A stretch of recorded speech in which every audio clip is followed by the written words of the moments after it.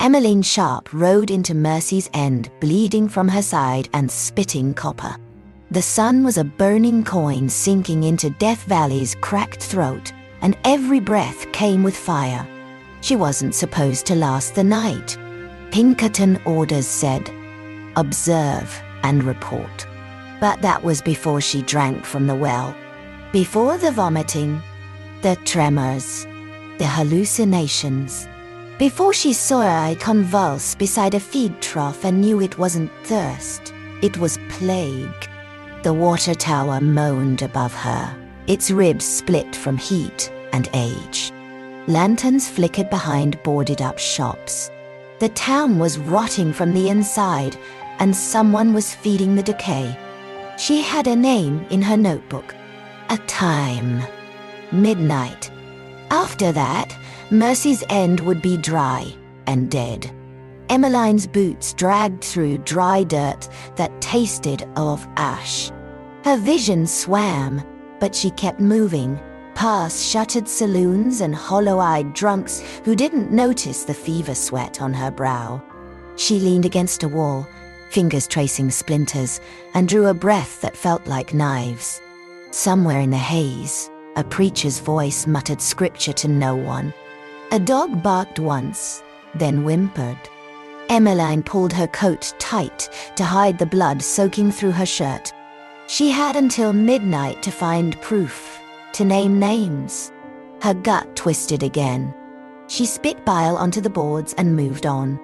The town doctor was first. He'd signed too many death certificates with too little cause. If he knew the water was cursed, he'd either confess or hang.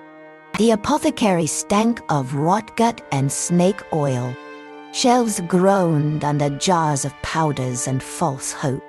Emmeline pushed the door open with her shoulder, the hinges whining in protest. Inside, Dr. Abel Crane blinked up from his ledger, eyes wide beneath cracked spectacles. "You shouldn't be walking, Miss Sharp," he said too quickly. She didn't answer, just tossed a vial onto the table. "Water. Tainted." "Test it," she rasped. He hesitated, fingers twitching. She saw it in his face, the guilt, the panic. "How long?" she asked. No answer. She cocked her revolver. "How long have you been killing this town?" He backed into the shelves, glass bottles trembling. "It wasn't my plan," he whispered. "I just signed the papers." Emmeline stepped closer. "Then bleed the truth before it drowns us all." Dr. Crane's hands shook as he handed over the ledger, pages warped from heat, ink smeared where sweat had dripped. Emmeline flipped through it, her fingers stiff, eyes darting across names and symbols. Payments. Signatures. One stood out, Sheriff Lyle Rusk. Her stomach twisted with more than sickness. Rusk, who ran the town's water board. Rusk, who'd locked up whistleblowers and never let them out.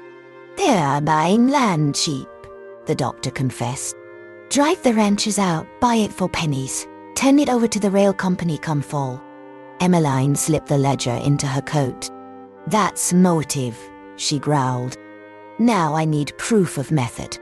Crane's eyes widened. "You're going to the tower?" She nodded. He didn't try to stop her. "God help you," he whispered. "There's things up there not even the crows touch anymore." The tower loomed like a broken gallows over Mercy's End. Each rung of the ladder cut into her palms, rust and splinters tearing at her skin. Emmeline climbed slow, each breath louder than the wind. Her side throbbed, flesh fever-hot, but the ledger weighed heavier. When she reached the top, the hatch groaned open, releasing a stench like death caught in copper. She coughed, teeth rattling. Inside, the water shimmered black under the moon, still as a corpse pond. She dipped a tin cup and brought it to her nose. Chlorinated. Tainted. Not by accident. A bag hung on a hook inside, torn open. Powder residue clung to the wood. Emmeline scraped it into a vial. It smelled faintly of bleach and rot. Poison, confirmed. Her fingers tightened around the tin cup. The town trusted this water, drank it, bathed their children in it, and someone wanted them gone. She hit the ground hard, knees buckling, and staggered toward her horse, but footsteps crunched behind her. Two silhouettes emerged from the dark, rifles low but ready.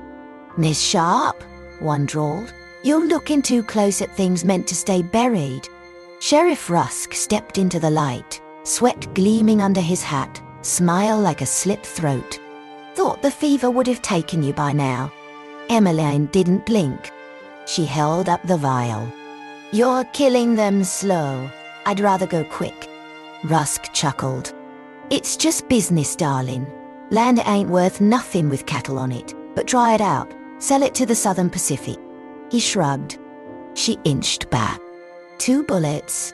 1 heart. No time. If she was going to die, she'd take the truth with her, etched in gunfire. The first shot missed her ear by a breath. Emmeline dove behind an old cattle trough, her shoulder slamming into the cracked boards. Splinters tore at her face as bullets punched holes into the wood. Her revolver was half empty. 4 shots, 3 targets, if she was lucky. She waited, breath thin as paper, listening. Rusk's boots crunched forward. "Pinkertons don't make it out of this town," he called. She smiled, teeth red. "Neither do cowards with blood on their badge." She rolled, fired once, took the kneecap off the man to Rusk's right. He howled. Second shot hit metal, missed. She ducked again. The vial was still in her pocket. If she died here, so did the truth. She had one place left to run, the printing office. If she could get there before her lungs gave out, someone might read her story, even if she never spoke again. The wind picked up as she staggered toward the print shop, hot, heavy with grit that stuck to her gums and turned her coughs wet. Every step felt like dragging iron through her veins. Behind her, the town stirred, doors opening, whispers blooming in the dark. Gunfire had woken someone. Maybe everyone. She reached the print shop's porch and pounded once before collapsing. The door creaked open. Old Mrs. Ledbetter gasped. "Sweet Jesus, Emmeline, what happened?" "Need your press." She pulled the vial from her coat and the ledger from inside her shirt, soaked in blood. "This town's drinking poison for profit." Mrs. Ledbetter's hands trembled, but she helped her inside. "Then we better put it in black and white before morning comes and buries it all." The press creaked to life with a sound like bones grinding. Emmeline slumped at the table, blood soaking through her duster, lips pale. Mrs. Ledbetter worked the keys with practiced fury, eyes burning behind thick spectacles. Emmeline dictated through clenched teeth. Dates, names, the doctor, the tower, Sheriff Rusk. Every detail laid bare like a confession at a hanging. The first page rolled out slick with ink. "They'll burn this shop down," the old woman warned. Emmeline nodded. "Then nail 1 copy to every damn door." Outside, dawn flickered on the horizon, red, bitter, hungry. Inside, her body failed her. But the words were printed. The truth was born. And for now, that was enough. By the time the sun rose like a blade over Mercy's End, the town had been papered in truth. Headlines screamed from saloon doors and porch posts, water poisoned. Sheriff involved. Doctor complicit. The ink ran slightly. Blood had mixed with sweat during printing, but every word cut clean. Ranchers gathered in silence, fingers tracing names they recognized. Widow Bell wept in the street. Someone punched the banker. The church bell rang for the first time in months. No sermon followed, just a reckoning. Rusk was gone, vanished into the desert, or hiding behind a badge that meant nothing now. The people stood beneath a rising sun with dry throats and burning questions. But they knew one thing for certain: someone had fought for them, and someone had nearly died doing it. Emmeline lay still, half swallowed by shadows in the print shop's back room. Gauze pressed to her wound, pulse flickering like the lantern's last wick. Mrs. Ledbetter wiped her brow with a trembling cloth. Outside, someone knocked softly. "Is she alive?" a voice whispered. "For now," the old woman said. "Don't you dare let her die for nothing." A little boy slipped inside, clutching a copy of the paper, face smudged with ink. "She saved my pa," he said. "He was gonna drink from the trough this morning." Emmeline stirred, but didn't wake. Fever still claimed her, but the town had seen her fire, and they wouldn't forget. Mercy's End had always buried its secrets. But today, one of them refused to stay dead.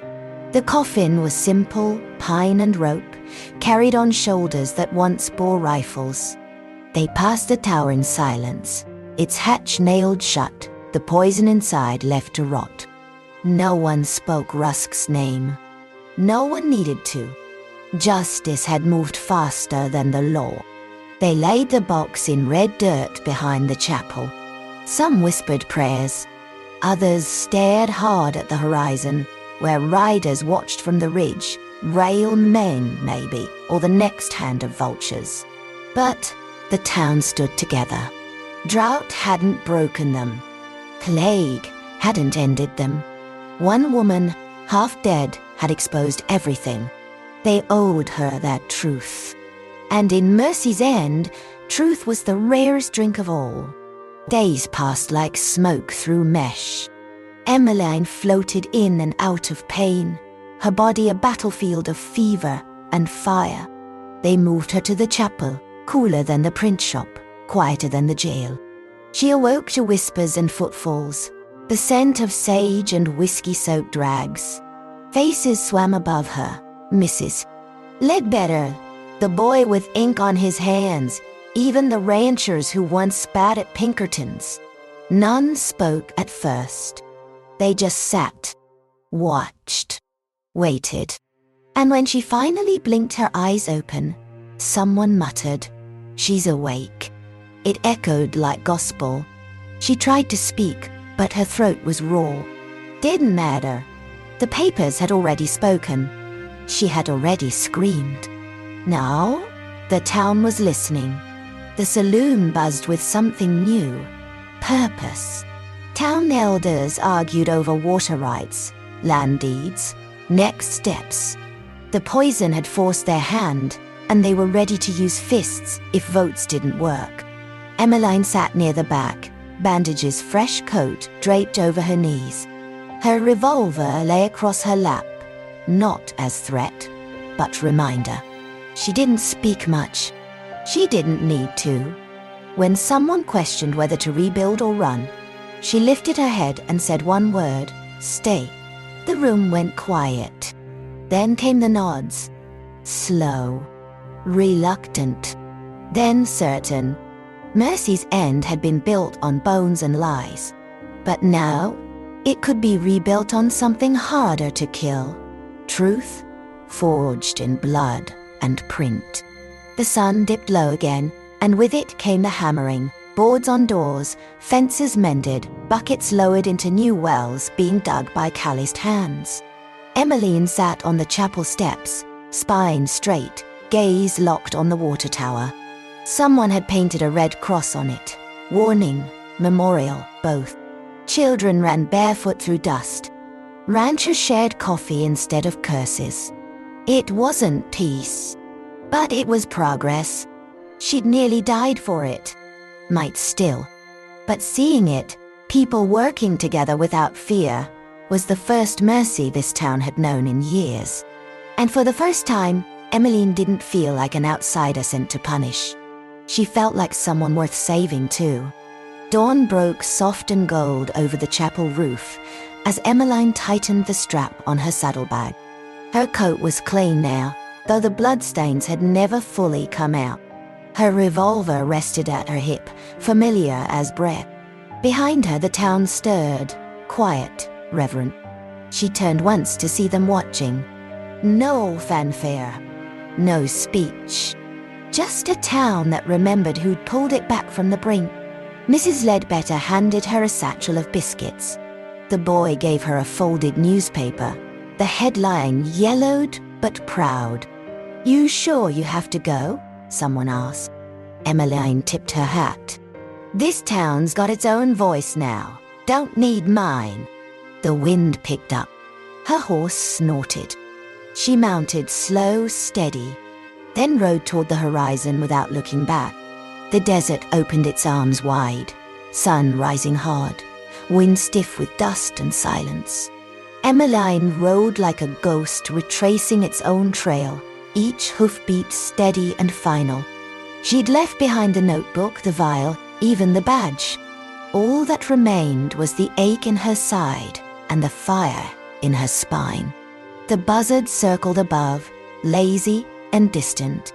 She didn't mind. She'd already outlived the fever, outlived the men who wrote her off. Somewhere past those hills, another town might be dying slow in silence. If they were lucky, word from Mercy's End would reach them. If not, maybe she would. The desert didn't scare her anymore. It had already tried to bury her. She came back anyway. The last copy of the paper hung nailed to a telegraph pole, edges curled, ink fading but legible. The headline read like a scar, "Poison Town Exposed. Pinkerton Agent Unmasks Plot." Wind tugged at the corner, tried to tear it down, but it held. Below it, hoofprints stretched into the desert, trailing a rider no one could quite name, but all remembered. Emmeline Sharp had vanished into myth before the ink dried. Some said she died out there. Others swore she still rode. What mattered was the truth didn't die with her. It stayed, printed, spoken.